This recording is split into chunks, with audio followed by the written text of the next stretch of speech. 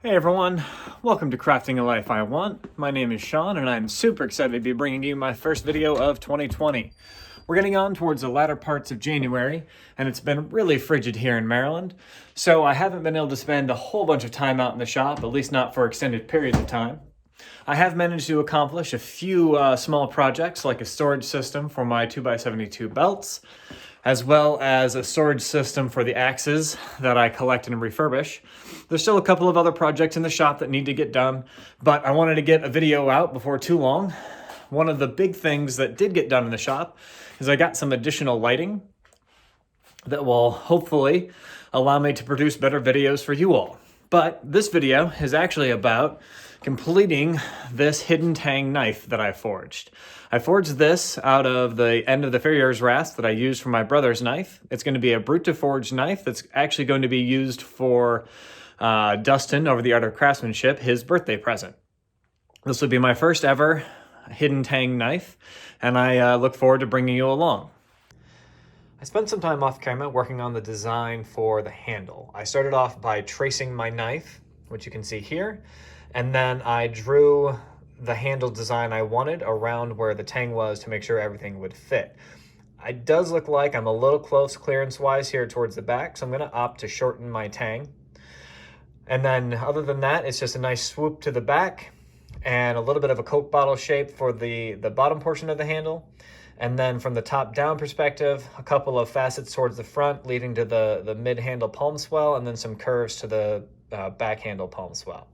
So I'm going to go ahead and cut down the Tang. Before I do that, I did transfer the Tang drawing at the right angle to the block. And to do that, I set up my block where it would cover my entire drawing. And because I had that slight downturn in the handle, I had to cut the front of my block at a slight angle. So then once that was done, I traced the Tang and then transferred those lines to the top of the block, finding the center with a pair of digital calipers. So that darkened area in the middle is where I'm going to drill into, and it's going to follow these lines on the side, angling into the block. So the next step is to take you over to the drill press, get set up to drill those holes and start boring it out. I went ahead and started both the holes just with my hand drill. I basically got it through the brass and as far down as I could, staying in line with the Tang. Now I'm going to finish off the depth with the drill press.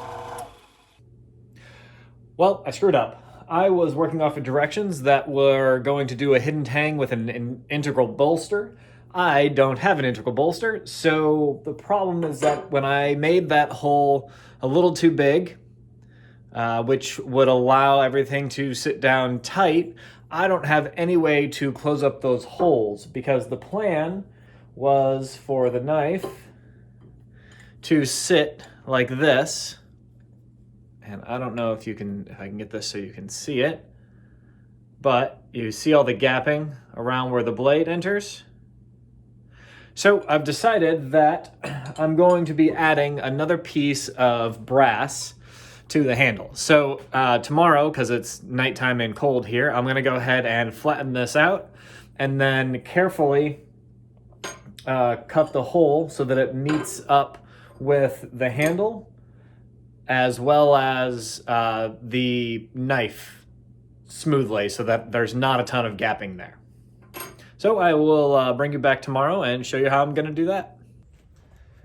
Good morning, everyone. It is cold here. Weather tells me it is 23 degrees outside, and I am not excited about spending extended periods of time in my shop today. I was hoping to at least be on to grinding for today, but instead I am figuring out how to do that brass piece. So I've got it all set up. I took some time to lay it out with some calipers last night, make sure I'm nice and centered. leaving it a little smaller than what the final dimension is going to be, but I will get you set up in the tripod and I'll get started drilling. So I hollowed out the hole a bit using a hand drill to the point that I can fit some of my smaller files in there.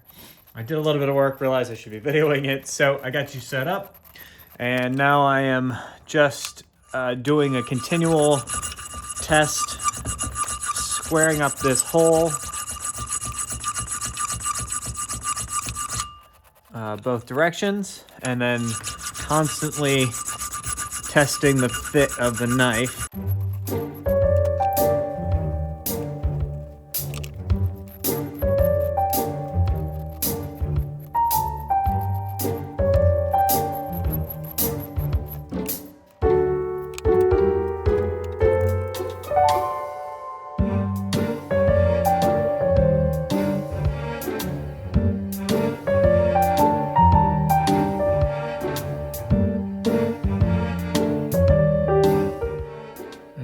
See, there's some tiny gaps at the top and the bottom.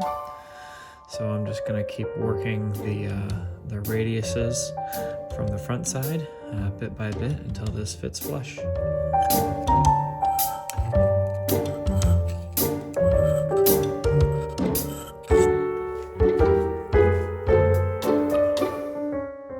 you can see, we have our gaps almost entirely closed up. I'm going to see if I put a pipe on the Tang and hit it a couple times, if I can get it to just mold or bend the brass.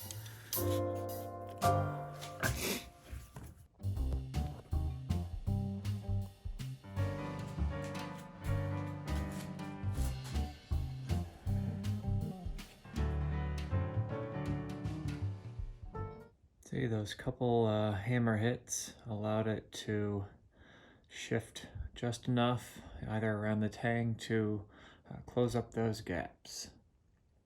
All right, I'm back inside where it's a little warmer, and I'm gonna start the process of bedding the Tang. A couple things are gonna happen here.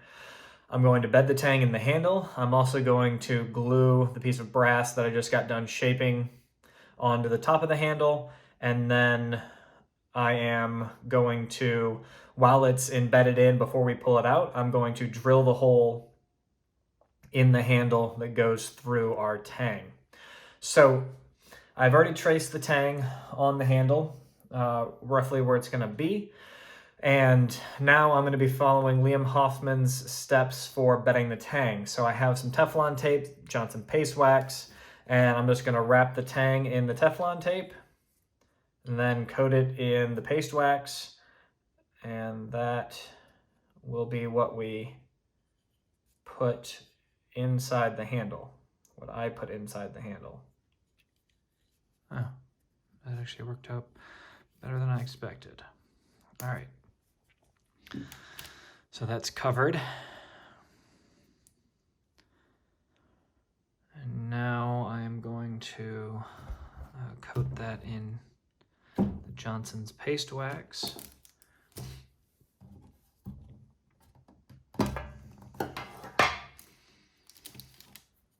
And because I'm gluing that piece of brass, I'm also going to make sure we get a nice even coat all around this. What I want to make sure is that your handle is oriented the correct way with the knife. So if there was any play in your Tang, you want to make sure your knife and handle are oriented correctly. All right, so at this point, what's going to happen is I'm going to let this sit up. This is 5-minute epoxy. It should be set up in, well, 5 minutes, but it never seems to set up in 5 minutes. So I'm going to let it sit for most of the rest of today. And then hopefully tonight, I'll be able to come back and drill my hole through the Tang and the handle for the pin.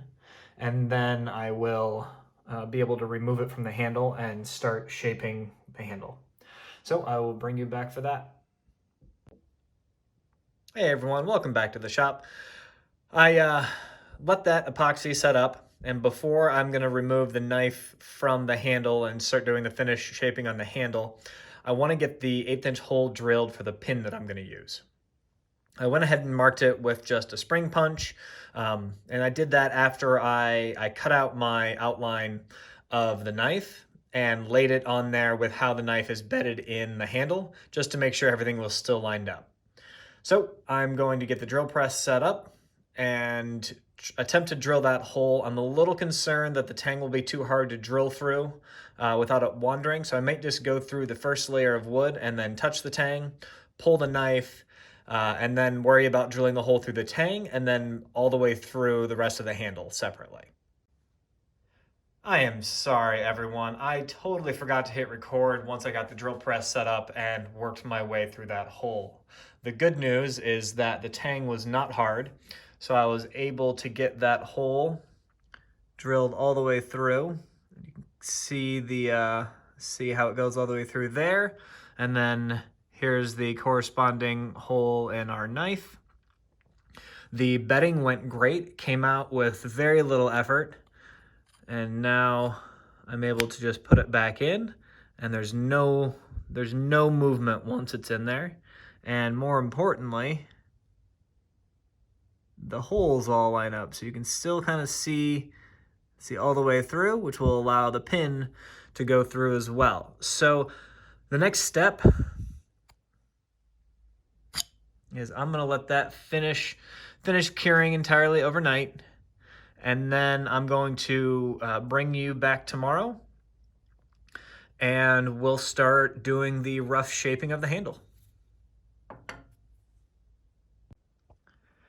Good morning. I came out early this morning and was doing some just quick cleanup work of the epoxy that is squeezed out, just some rough shaping, making sure there was no wood overhanging my brass pieces and that everything was set to go.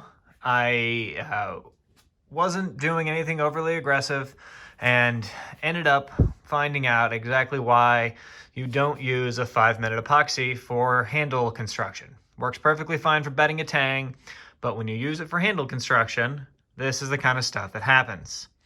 So I think I can fix this. Because I bed the tang, there is a little bit of epoxy that will align everything correctly.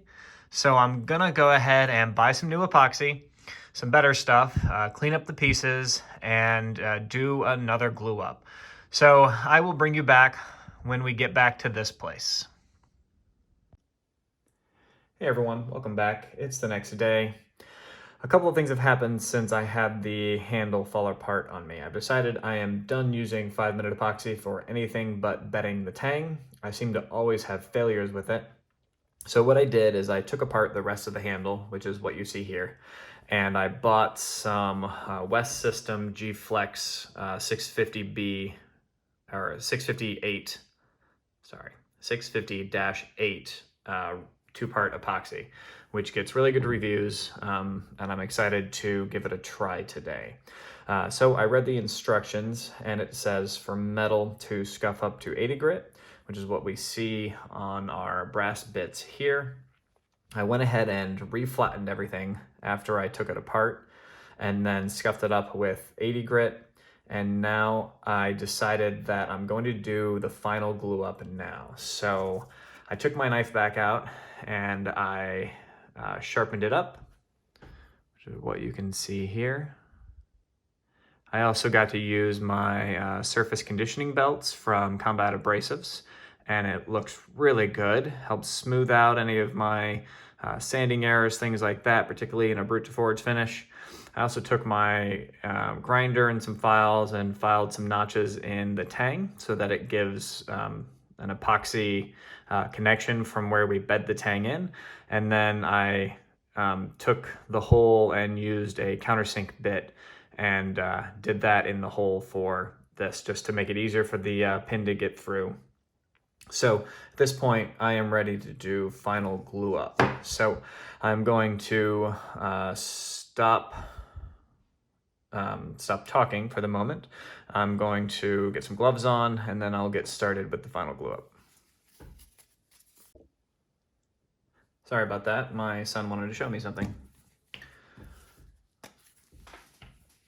All right, so just like with our other epoxy, we're mixing equal parts, hardener to resin. This says we have about 45 minutes of work time once it's mixed. It should be enough. This certainly won't take me 45 minutes, so if it's not enough, I'll be able to mix up some more and keep going.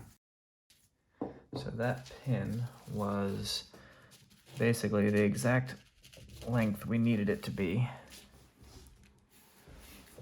I'm gonna grab a hammer. Oh, sorry. I'm gonna grab a hammer.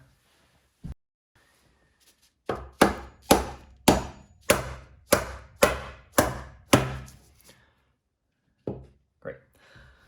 So with the pin in, everything's locked in place. You can see it there, and then on the other side, you can just see it at the tip. So once, what that means is once we get everything ground, it'll be perfectly flush and good.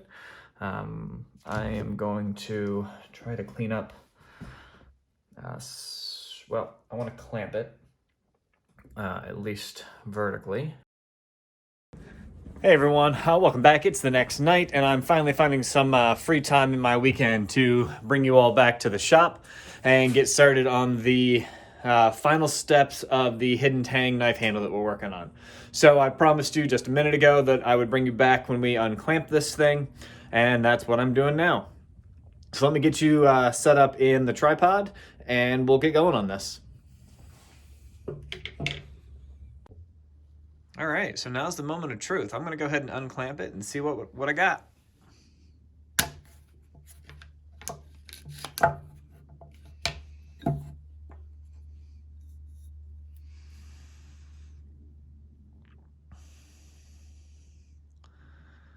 Looks like I've got a nice good bond everywhere, and should, considering how much extra epoxy I had on there. So I went ahead and taped up my blade. This allows me to, hold on to it without cutting myself. I put a brand new 80 grit belt on just to make sure we're cutting clean. And now I'm gonna go ahead and get started.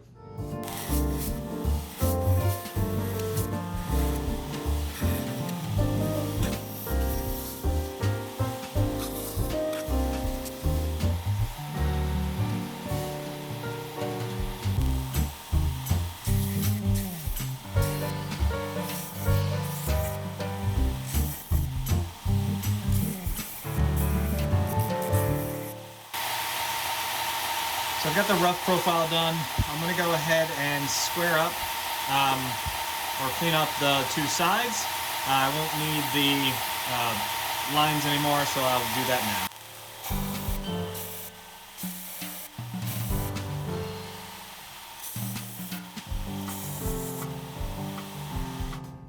All right, I do love those combat abrasive belts. They're great. Did a great job through here. I think this is enough for tonight. I'm getting tired and I don't want to make any mistakes because I'm tired, particularly at this stage of the build. So the rough profile is done and I've cleaned up the sides.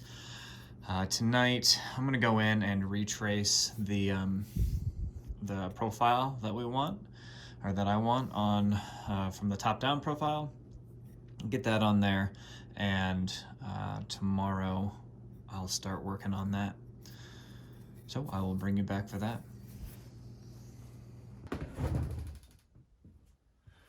Hey everyone, it's the next morning and I am back in the shop getting ready to grind the profile on this knife.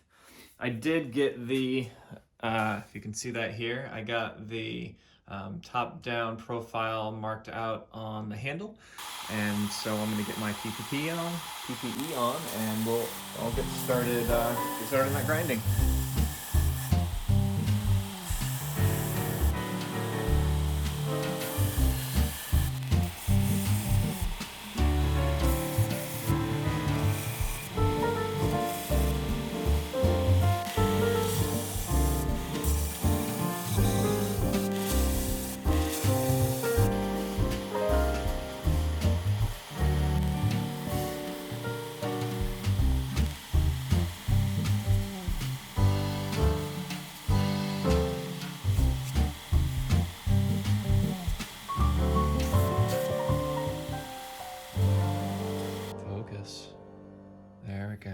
All right, so the rough profile is done.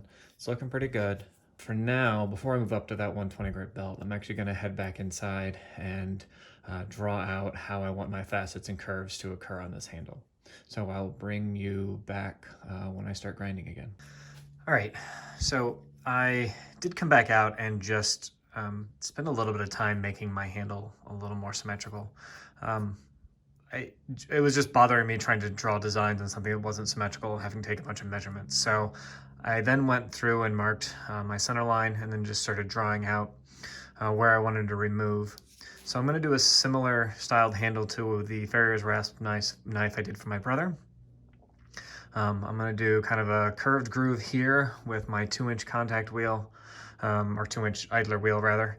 And then these corner spots are basically just my way of indicating where I'm going to round over the handle itself. They're very conservative. It's probably going to go a little farther than that, but I wanted to just play it a little conservative while I get going here.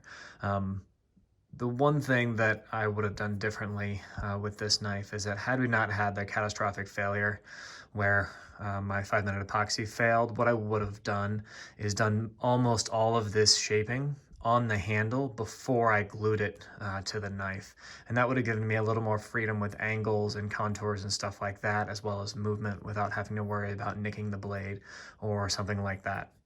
But I'm gonna go ahead and get started, and I'm not entirely sure how this will work. This is an older 120 grit ceramic belt. I'm gonna try to clean it up a bit with the eraser, and we'll see how it works. I might move over to the 220 grit a little earlier if that's not working well.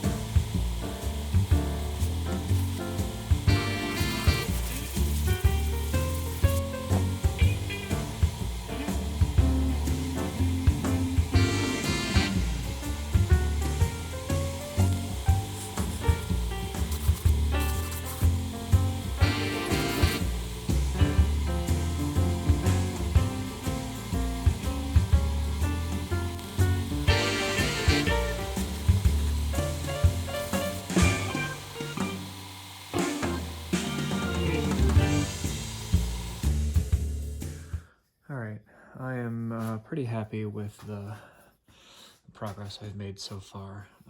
It's obviously still pretty chunky. I have a lot of meat to still remove, particularly in this middle section, which particularly in this middle section where I'm having a harder time getting the finish I want. I might switch over to some hand files to do some more of my shaping. We'll see. I'm actually, unexpectedly, I'm really enjoying the faceted back here rather than a curved back. So I'm going to keep working on that, and we'll see how it feels as I progress. Right now, I'm not getting, you know, the handle itself is still pretty chunky, but I'm not getting any hot spots. I don't think. I mean, it might be a little bit of hot spot here, but I think this is still a little wider than this side. So, like I said, I'm going to take a little break. I'm going to think about how I want to move forward with the shaping on this, but I'm really happy with how it's progressing. I know you saw in there, I did make some mistakes trying to use the slack portion of the belt and got some grooves, but fortunately it's early enough on in the process I was able to take care of that without getting too far into the wood. I do need to be a little careful with this shaping. Usually, again, this is my first hidden Tang handle, so I have to make sure I'm conscious of where that's at, because right in here, I might be getting a little close to where that Tang is ending up. So I'm not going to go too much more narrow in that section there. We'll see. I'm going to take my template and lay it out there and just make sure I know where my Tang is coming down to at all times, so I pay attention to that. But like I said, I'm really happy. One thing I am going to have to pay attention to that I haven't figured out yet is that these portions up here are, because of the angles that I'm grinding, are some pretty sharp edges. So I'm also going to have to take a file to those or figure out how to get the grinder to round them over. So I will continue to think about this. I do have class tonight, so this will probably be the last filming for today. I'm actually taking a class in Adobe Premiere and After Effects, so hopefully my video editing will be more streamlined and higher quality here in the next couple of months. But I will, like I said, I will bring you back the next time I'm working on it. All right, it is feeling a lot better in my hand. I took off a good deal of girth here, and I'm having to redo these, and I'll clean these up in the next stage as well. These lines are not going to be sharp. I'm going to be hand sanding some of those out. The curve through here feels great. It's starting to feel much, here, let me zoom this back out. It's starting to feel much better in the hand. Got a lot of that girth out. I'm getting better wrap. I do have a couple of hot spots. These corners are still a little sharp, so I'm going to take a little bit more off that, and then we'll probably switch over to a 220 grit belt. I might even just switch straight to hand sanding. But like I said, I'm gonna take a little bit more off these top facets, see if we can't get that feeling a little better in the hand. All right, I pulled these angles in a little more. Tried to keep them nice and even and equal across. It's feeling really good in the hand. I have a couple hot spots here where this is still a sharp corner on this side as well, but I think at this stage I'm going to switch over to hand sanding. So I'll get set up in the vise and we'll just start finishing this thing off. I spent about 5 minutes on the grinder with a 220 grit belt at a real slow speed. What I did is I evened up some of the brass transitions and cleaned up some of the divots in the brass up around here. Basically getting everything to a 220 grit finish, so that now that I'm back to hand sanding, I'm just getting all of the scratches going in the same direction.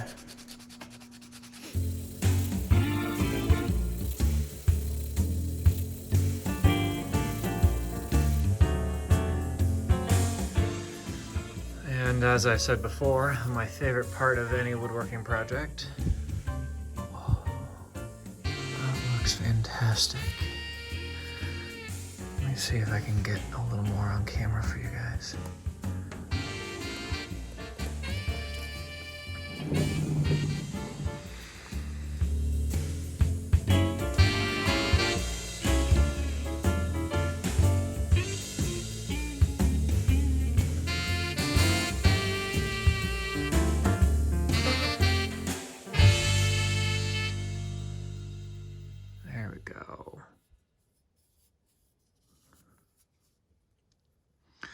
All right, so I am actually going to,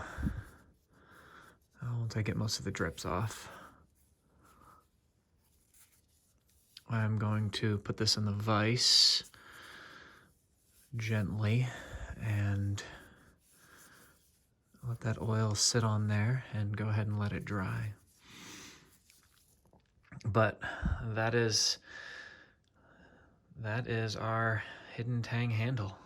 I'm really, really happy with how this all turned out. I really hope Dustin likes his birthday present, even if it is a couple weeks late.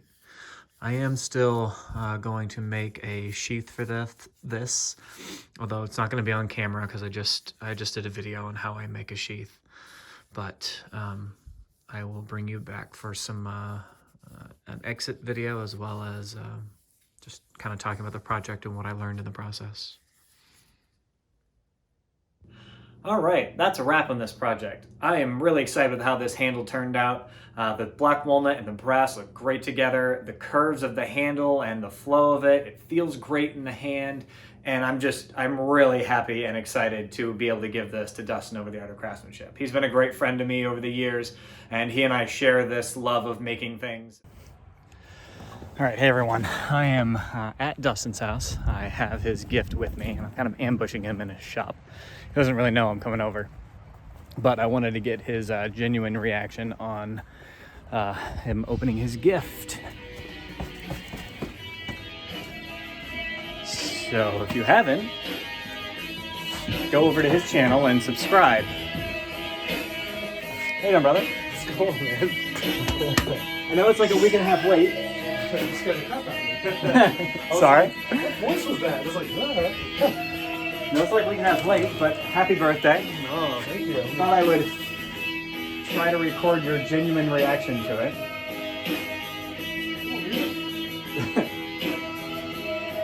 This is what happens when you surprise somebody in their shop and they have no idea you're coming over. There you go. All right. You will bare minimum need a screwdriver. Okay. For expediency's sake, you'll probably need a drill. Oh, let's see. Drills are in the car because I was just using them yesterday. Let me go grab them. I'll be right back.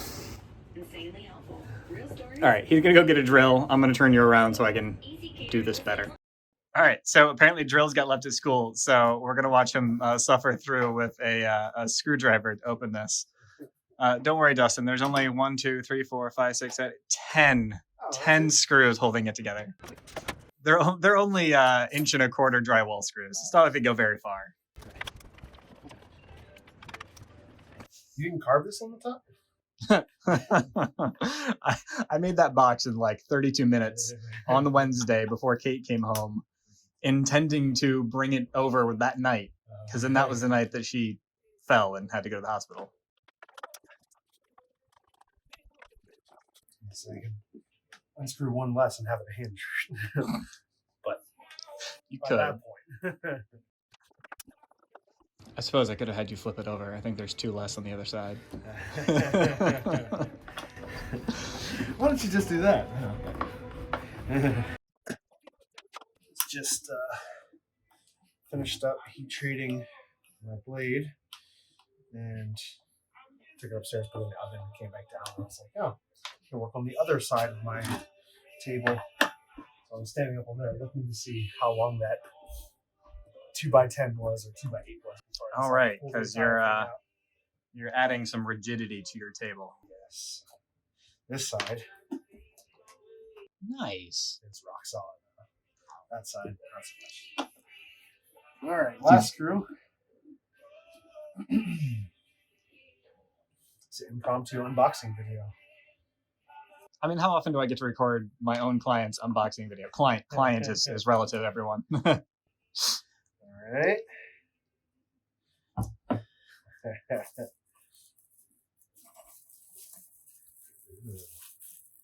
Whoa. Pretty. Oh man. Nice sheath. I love this like variation of color on it. And I always love leather that has little like character marks. Yeah, and like cuts and stuff. It just adds so much life to it. I think I was trying to use that piece of leather for like a strop at some point, which is where that particular character came from. Nice. Oh, that's great.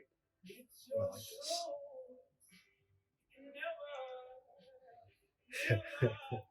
So you obviously watched me forge most of that knife. Yep. And was giving personal design pointers that I'm not sure at the time he thought he knew he was getting the knife, but very nice. Awesome, man. Thank you so much. You are nice very welcome. That's great. Thank you. That's great. I love this, like the single pin with the hidden tang. I'm just working on a small hidden tang knife, and I'm trying to decide what I want to do. I always really do like the single pin is nice. So we'll see. Awesome. All right. Well, I hope you enjoy it. Thanks, guys. Thanks. I love seeing Dustin's reaction as he opens that present. I have been editing this for a while now, just been watching that over and over again, and it makes me smile every time. I do want to apologize for the delay in getting this video out. All the recording has been done since January, but I didn't have time to get the editing done with class, and then my wife and I actually welcomed our second son into the world a couple weeks ago. And so it's been a really busy life lately. So if you've bared with me and are still subscribed, I really appreciate it. This knife handle was a lot of fun to make. I know I talked about this a little bit ago, but in retrospect, it was just a lot of fun. It was a great learning experience. I love the shape of the handle. I love the look of the black walnut with the brass, and I had a ton of fun learning how to do this. I do hope to streamline that whole process, so hopefully it takes less time in the future. But I again want to thank you all for watching, and if you haven't, please subscribe. I hope to be getting more videos out as things kind of settle down in my household with the new one. So thank you for watching, and I hope you'll stick around for future videos.